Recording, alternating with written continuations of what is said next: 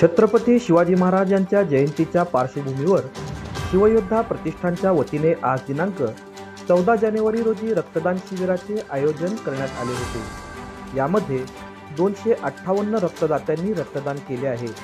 तसेच या शिबिराप्रसंगी शिवजयंती होईपर्यंत विविध सामाजिक उपक्रम राबवण्यात येणार असल्याची माहिती शिवयोद्धा प्रतिष्ठानचे संस्थापक अध्यक्ष नदीम नदाफ यांनी दिली आहे।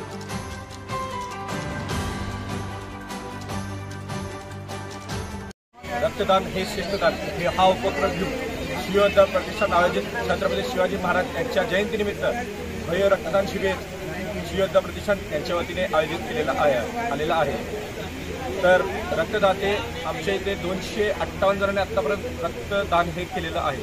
त्या सर्वांचं मी हृदयपूर्वक आभार मानतो। या उपक्रमात आपल्याला हे जे संयोजक हे उपक्रम केलं आहे त्यांचं नाव असं आहे की नदीम भैया नदाफ उर्फ मेंबर यांनी हा उपक्रम घेतलेला आहे व भविष्यात येत्या काळात जयंतीपर्यंत असे भरपूर सामाजिक उपक्रम त्यांच्या वतीने घेण्यात येणार आहे।